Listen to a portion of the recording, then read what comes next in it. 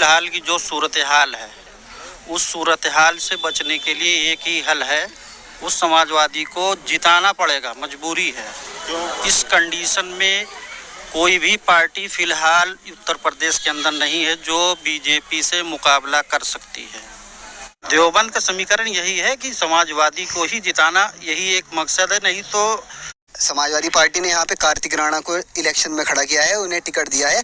क्यों दिया है? क्योंकि सर्व समाज का वोट उनके साथ है। हम अखिलेश यादव के साथ क्यों एग्री करते हैं? क्योंकि अखिलेश यादव के साथ सर्व समाज का वोट है। मुस्लिम उनके साथ खड़ा है, और मैं आपको बताना चाहता हूँ दलित भाई भी उनके साथ खड़े हैं, और यादव उनके साथ खड़े हैं। जो सेकुलर विचारधारा का हिंदू है वो भी उनके साथ खड़ा है। आखिर मुसलमान ऐसे समाजवादी पार्टी को क्यों कर वोट करेगा जिसने ऐसे स्वामी प्रसाद मौर्य को समाजवादी पार्टी से टिकट दिया है, जिसने मुसलमानों के बारे में कहा था कि मुसलमान 3-3 शादियां हवस मिटाने के लिए करते हैं? क्या मुसलमान ऐसी समाजवादी पार्टी को वोट करेगा जिस समाजवादी पार्टी ने सुनील सिंह को समाजवादी पार्टी में जगह दी? वो सुनील सिंह, वो संघी मिजाज का इंसान जिसने कहा था कि मुस्लिम महिलाओं को कब्र से निकाल कर उनका बलात्कार करो। क्या मुसलमान उस समाजवादी पार्टी का समर्थन करेगा, उसको वोट देगा जिसने गुलशन यादव जैसे इंसान को टिकट दिया, जिसके ऊपर शहीद डीएसपी जियाउल हक की मौत की जिम्मेदारी लगी हुई हो? क्या मुसलमान ऐसी समाजवादी पार्टी को वोट देगा जिसने मुस्लिम नेताओं को कुत्ता बनाकर छोड़ दिया है? क्या मुसलमान ऐसी समाजवादी पार्टी को वोट देगा जिसने बीजेपी का नेता, आरएसएस का एक्टिव मेंबर, मुख्य गुर्जर को मुस्लिम बहुसंख्यक सीट से अपना प्रत्याशी बनाया है? शर्म आनी चाहिए ऐसे लोगों को जो समाजवादी पार्टी का समर्थन करने की बात कर रहे हैं। सवाल यह भी पैदा होता है कि आखिर मुसलमान समाजवादी पार्टी को वोट ना देकर किसको वोट दे, और एमआईएम को क्यों वोट दे? उसका जवाब आपको इस वीडियो में जरूर मिलेगा। जब भी हुकूमत हमारे खिलाफ कानून बनाती है तो सदन में सबसे पहले कौन बोलते हुए नजर आते हैं? चाहे वो सीएए, एनआरसी का संविधान विरोधी कानून हो, या यूएपीए जैसा जालिमाना कानून हो, या फिर ट्रिपल तलाक का कानून हो, या कृषि कानून। इन सब कानूनों के खिलाफ सबसे बुलंद आवाज बैरिस्टर ओवैसी की थी। हमने कमजोरी के हक को लेकर संसद से सड़क तक कई मर्तबा आवाज उठाई है। हर मौके पर बैरिस्टर ओवैसी सदन में आपकी ही आवाज बने हैं। सीएए पर हमने बोला कि भारत में एक बहुत बड़ा तबका है जो संविधान को चाहता है, उसको मानता है। वो तबका कहता है कि सीएए गैर संवैधानिक है, मजहब के नाम पर कानून बनाकर समानता के उसूल का उल्लंघन किया गया है। भारत का एक बहुत बड़ा तबका सीएए को वापस करने की मांग करता है। जब महात्मा ने फाड़ा, मैं इस बिल को फाड़ता हूं, ये हिंदुस्तान को तोड़ने की कोशिश। हमने ट्रिपल तलाक के खिलाफ सदन में कहा कि ये बिल महिलाओं के खिलाफ है और ये उनके साथ नाइंसाफी है। बैरिस्टर ओवैसी ने देश के कोने कोने में ट्रिपल तलाक कानून के खिलाफ जलसे किए। मगर अगर कोई ट्रिपल तलाक कहेगा 3 साल की सजा, जबकि सुप्रीम कोर्ट ने कह दिया नॉन एस्ट, शादी नहीं टूटती। जब शादी नहीं टूटती तो किस बात की सजा देंगे आप? हमने कहा कि यूएपीए एक जालिमाना कानून है जिसका इस्तेमाल सिर्फ निर्दोष अल्पसंख्यकों, दलितों और असंतुष्टों को कैद करने के लिए किया जाता है।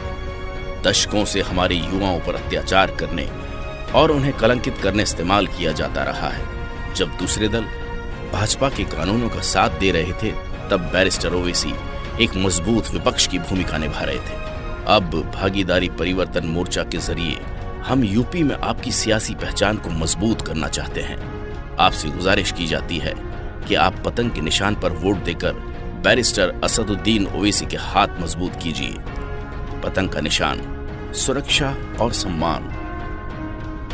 बीजेपी की बी टीम कहा है मुलायम सिंह यादव नरेंद्र मोदी के गले मिलता है, लेकिन फिर भी बीजेपी के बी टीम ओवैसी साहब, अखिलेश यादव योगी आदित्यनाथ से हंसता है, मुस्कुराता है, हाथ मिलाता है, मीटिंग करता है, पूरा परिवार योगी आदित्यनाथ के साथ मिलता है, फिर भी बीजेपी के बी टीम ओवैसी साहब मुलायम सिंह यादव की बहू अपर्णा यादव मुलायम सिंह का पैर छूकर समाजवादी पार्टी को लात मारकर भारतीय जनता पार्टी में चल जाती है, लेकिन फिर भी बीजेपी का बी टीम ओवैसी साहब मुलायम सिंह यादव का समधी समाजवादी पार्टी छोड़कर बीजेपी में दाखिल हो जाता है, फिर भी बीजेपी के बी टीम ओवैसी साहब मुलायम सिंह यादव का साड़ू भाजपा में चले जाता है, लेकिन बीजेपी के बी टीम ओवैसी साहब मुलायम सिंह यादव की भतीजी भारतीय जनता पार्टी में शामिल हो जाती है, फिर भी बीजेपी के बी टीम ओवैसी साहब। और यह समाजवादी पार्टी जिनके अपने खानदान के लोग भारतीय जनता पार्टी की मदद कर रहे हैं, और ये लोग मुसलमानों से कह रहे हैं कि आओ डरपोक मुसलमानों, हमें वोट दो, हम तुम्हें बीजेपी से बचाएंगे और हम बीजेपी को हराएंगे।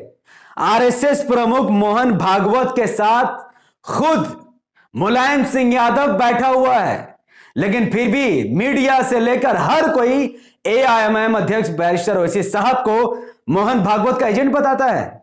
कान खोलकर सुनो, कमाल आर खान जैसे मुसलमानों जो समाजवादी पार्टी का समर्थन कर रहे हैं वो मुसलमान हो ही नहीं सकते। यह मेरा वर्ड नहीं है, क्योंकि समाजवादी पार्टी के नेता अखिलेश यादव ने मीडिया के सामने खुलकर कहा था कि जो भी हमारे समर्थन है और जो भी हमें समर्थन दे रहा है, समर्थक है, वो सब के सब हिंदू है। ये भी हिंदू है, वो भी हिंदू है। अखिलेश यादव के इर्द गिर्द घूरने वाला हर व्यक्ति हिंदू है। यह बात खुद अखिलेश यादव ने की, तो अपने ईमान का फैसला आपको खुद कर लेना चाहिए। ये लोग वो संगी है, एक बाप जिसने कहा था कि नरेंद्र मोदी को वो दोबारा प्राइम मिनिस्टर बनते हुए देखना चाहता है। वो बेटा जो उत्तर प्रदेश में चीफ मिनिस्टर था, जिसके अंदर मुजफ्फरनगर का दंगा हुआ, हजारों परिवारों के घर जला दिए गए, वो लोग कब्रिस्तान में रहने पर मजबूर हो गए, हमारी मां बहनों के साथ बलात्कार किया गया, छेड़खानी की गया, औरतों की इज्जत के साथ खिलवाड़ किया गया, लेकिन ये दोनों बाप बेटे हाथ में हाथ धरे बैठकर देखते रह गए।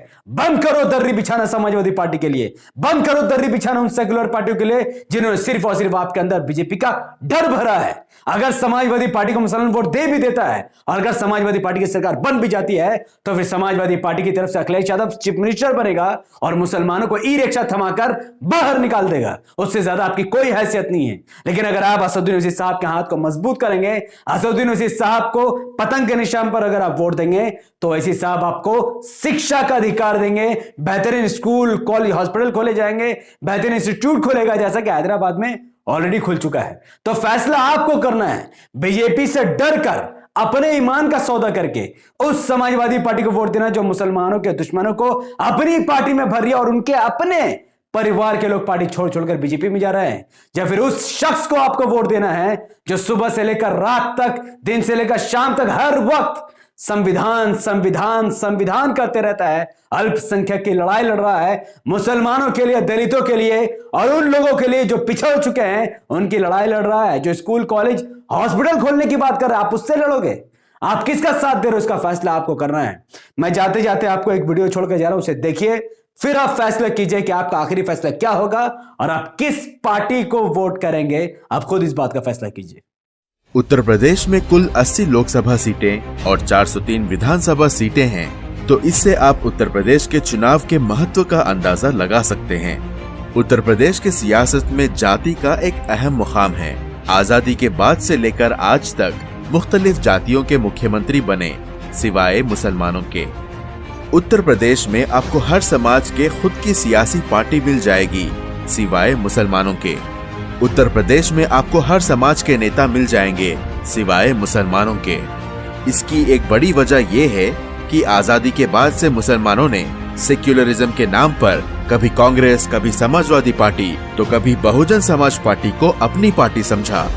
उसके बदले में मुसलमानों को बाबरी मस्जिद की शहादत, मुरादाबाद ईदगाह नरसंहार, हाशिमपुरा मलियाना नरसंहार और मुजफ्फरनगर फसादात मिले, जिसमें मुसलमानों को तहस नहस किया गया, खवातीनों की इज्जत व इस्मत लूटी गई। यही सब कारण है कि मुसलमान आज गरीब और बेरोजगार हैं। दूसरे समाजों ने अपने नेता बनाए और सियासी तौर पर अपनी अलग पहचान बनाई। इस सियासी ताकत के दम पर इन सामाजिक वर्गों ने माशी और सामाजिक तौर पर तरक्की की। इनकी तरक्की से हमें सीख हासिल करनी चाहिए। बैरिस्टर असदुद्दीन ओवैसी के नेतृत्व में एआईएमआईएम उत्तर प्रदेश में मुसलमानों की वखार की लड़ाई लड़ रही है। मुसलमानों के साथ हो रही नाइंसाफियों के खिलाफ मुत्तहिदा सियासी लड़ाई लड़ रही है। आप भी आएं और इस इनकलाब का हिस्सा बने। अपने नुमाइंदों को, अपनी पार्टी को और अपनों को वोट देकर कामयाब करें। पतंग के निशान पर बटन दबाकर अपनी सियासी पहचान को मजबूत करें। दर्री बिछाते हैं, बीजेपी से डर कर गुलामी करते हैं, ऐसे लोग कभी डट कर किसी का मुकाबला नहीं कर सकते हैं, भले से पीठ दिखाकर भाग सकते हैं। उत्तर प्रदेश विधानसभा इलेक्शन 2022 से पहले इस वीडियो को आपको लाखों मुसलमानों तक पहुंचाना ही पड़ेगा, क्योंकि ओवैसी साहब को बदनाम करने वाले लाखों की तादाद में हैं, पर उनकी दिफा करने वाले मुट्ठी बराबर है और आपको उस मुट्ठी का इस्तेमाल करना है। आपको ज्यादा से ज्यादा इस वीडियो को लाखों लोगों तक पहुंचाने के लिए कोई हाथी घोड़ा नहीं, बल्कि यूट्यूब को एल्गोरिथम कहते हैं कि जब किसी वीडियो पर लोग लाइक करते हैं, उसके लिंक को व्हाट्सएप, फेसबुक, इंस्टाग्राम पर शेयर करते हैं, अपनी बातों को कमेंट पर रखते हैं, यूट्यूब ऐसे वीडियो को लाखों लोगों तक पहुंचा देता है। तो इस वीडियो को लाइक कीजिए, इसके लिंक को व्हाट्सएप, फेसबुक, इंस्टाग्राम पर शेयर कीजिए। अपनी बातों को कमेंट पर रखिए कि आप और आपके परिवार का वोट इस बार उत्तर प्रदेश विधानसभा इलेक्शन में किस पार्टी को जाएगा और क्यों जाएगा। आप सब इस वीडियो को इंडिया या फिर कहां से देख रहे हैं जरूर मुझे कमेंट पर बताएं। हमारे YouTube चैनल द पॉलिटिकल को सब्सक्राइब कीजिए, बेल आइकन को हिट कीजिए। अगर आप सब इस वीडियो को हमारे Facebook channel the political news पर देख रहे हैं तो इसे अभी के अभी लाइक कीजिए, फॉलो कीजिए और इसे कम से कम 5 बड़े ग्रुप में शेयर कीजिए। AIMIM के परचम को मजबूती से थामिए और चाहे जो हो जाए और किसी की भी हवा हो, इस बार आपका वोट बीजेपी से डरकर या किसी को हराने के लिए नहीं बल्कि अपने नेतृत्व को मजबूत करने के लिए, अपनी शिक्षा, अपना हक, अपने अधिकार की लड़ाई के लिए सिर्फ आपका वोट पतंग के निशान पर ही जाना चाहिए। और ये पतंग के निशान को आपको इतना फैलाना है ताकि आपके घर में माँ बाप, भाई बहन, पड़ोसी, रिश्तेदार, दोस्त, अहबाब सबके दिमाग में पतंग इतना घुस जाए कि ईवीएम पर जब इनका हाथ जाए तो पतंग के निशान पर ही जाए। अस्सलाम वालेकुम रहमतुल्लाह बरकात। अल्लाह की सलाम रहमत बरकात आप तमाम भाई और बहनों पर हो। मैं अल्लाह